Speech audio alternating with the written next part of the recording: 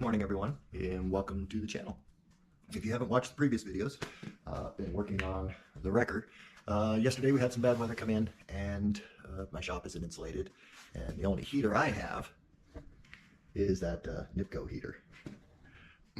I've had it for a long time. It's been my tried and true. It heats it up pretty good in here, but it don't last a long time. Anyway, I see a couple of spots where I want to touch up on some welding on the frame, and then I'm going to set the frame aside. My plan is to see, I've got this truck plugged in.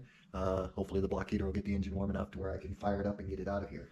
My plan is going to be kind of a cold one today. I am going to clean off the wrecker bed and make an attempt using several different devices to try and figure out a way to bring the wrecker bed in here, get it all put up on jack stands, and start cutting the sides off of it and the parts off of it that I don't want, so I can get down to the skeletal structure of the boom itself. And that'll also give you folks kind of a better idea of what it is I'm going to be working with as far as the wrecker body goes. So without further ado, let's see what we can do. First, I'm going to go ahead and weld these couple of spots that I want to weld.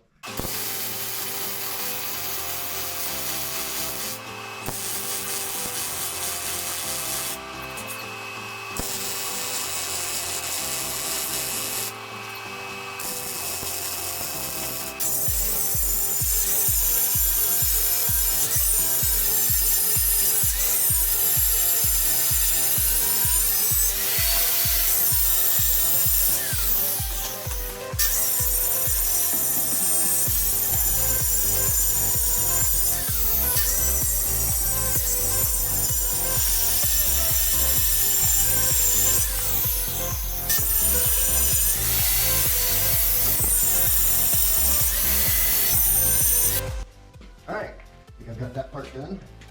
Now I can focus on starting to clean stuff up.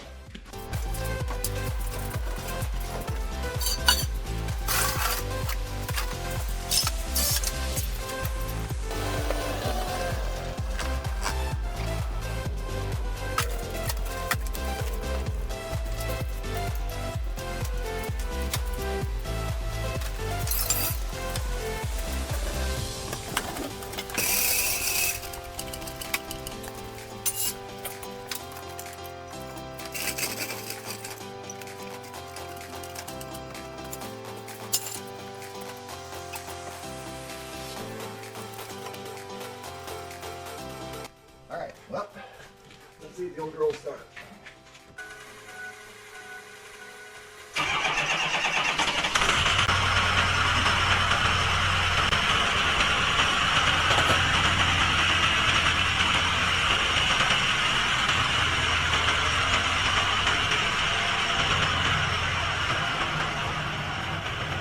Well, she got moved.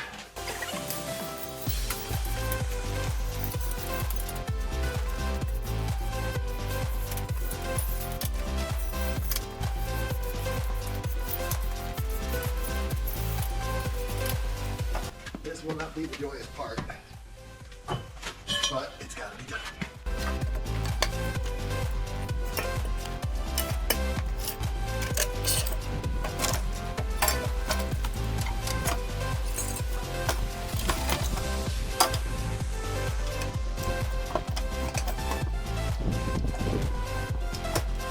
Good morning. It's another day. So yesterday I was planning on trying to get the wrecker bed in here. It was cold, and I wasn't able to plug in the old skid steer. The breaker kept popping, so this morning I ran another extension cord from the shop over to the skid steer, and it's been warming up ever since. So it should be ready to fire. So let's see if we can't get the skid steer fired and get the wrecker bed in the shop.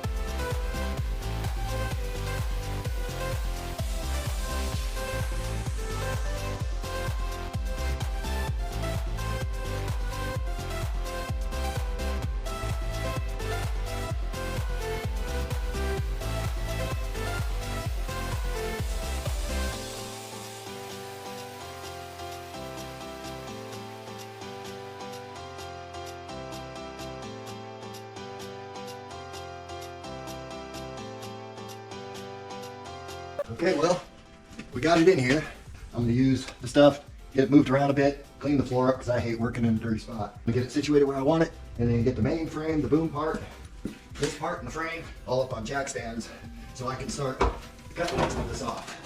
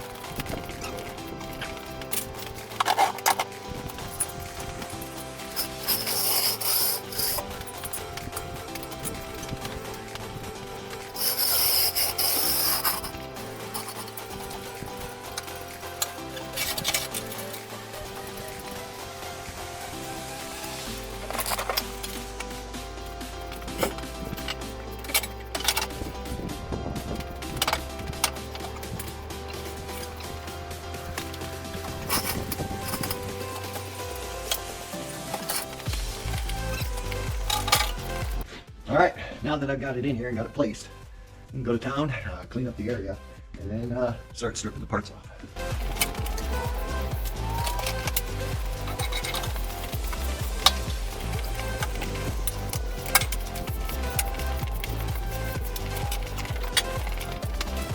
Okay, now that I've got that done, I think the first thing I'm going to do is get this light off of here, get the wiring out of it.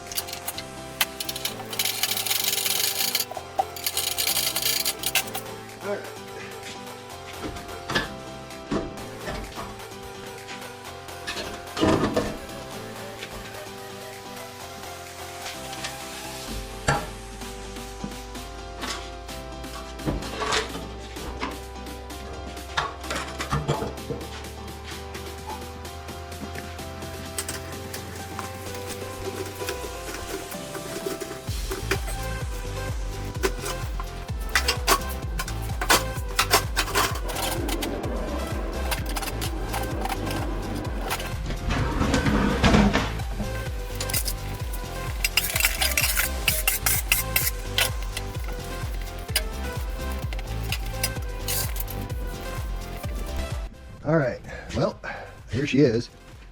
And now let's she's kind of cleaned off. You kind of see what I'm doing.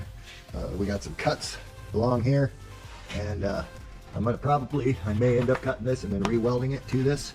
I'm probably going to put another plate on here, and then what I will do is I will have holes drilled in the plate, and then I will hot weld it. There's a lot of grinding going on due to all the rust and everything like that. I'm sure that the plate's probably been weakened a little bit. All this is getting cut off through here.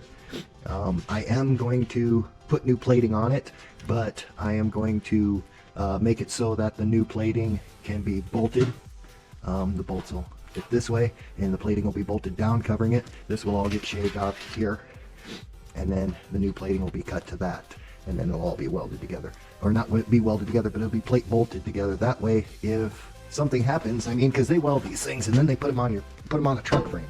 And one thing I found out is, if you see how this hose is kind of worn, when these hoses go, it is a serious pain in the butt trying to get to them and replace them at the valve body, which is there. Now, looking underneath of this thing, like I was mentioning, you see how that valve body sits? You see how that thing is sitting so low? That's what I was talking about in the previous video, about how I build that frame, you know, so that this here will mate to the pickup frame. So if you see what I'm working with here, and now this kind of gives you a better idea. And there's nothing I can do about that, because as you see here, this is how they welded it on here. And they did that because of this hose right here, because they didn't want to drill through this. They wanted to make it so this hose, if it breaks, they can get to it and replace it. So, but yet it's a very huge pain in the butt to replace these hoses from underneath. And so if you've got to go up above to get to the hose, well, you can't, because this was all, you know, this was all enclosed. You couldn't get to anything here. And you see all these connections and stuff like that, how they're sitting? You would have had to rip the whole valve body out in order to get to one of these hoses. Nobody wants to do that. So how it's going to change is all this plate is going to come off of here. It's all going to get cut off of here. This is all going to get cut off. I'm going to cut it back as far as I can, and then the new plating can go over, can be on here, and it'll all be bolted. And then that way, if I got to get to it, I can bolt them. And all the bolts are going to have anti-seize on them, because, you know, we're up here in the north, so we get all the rusting and everything like that just the same. The frame I'm going to take back to probably here.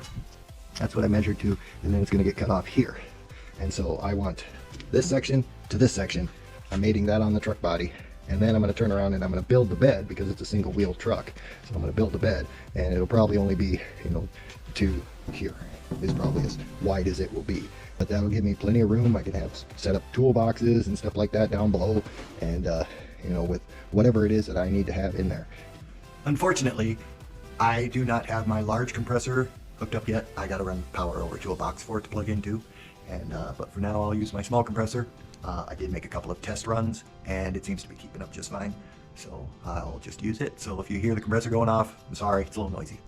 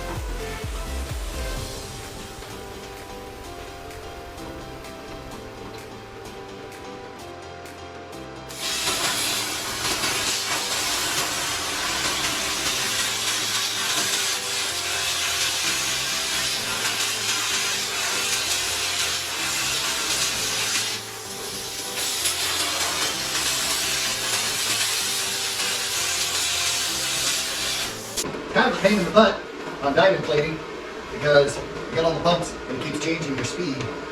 It's not my most fond deal. It's not my most fond deal to be cutting them.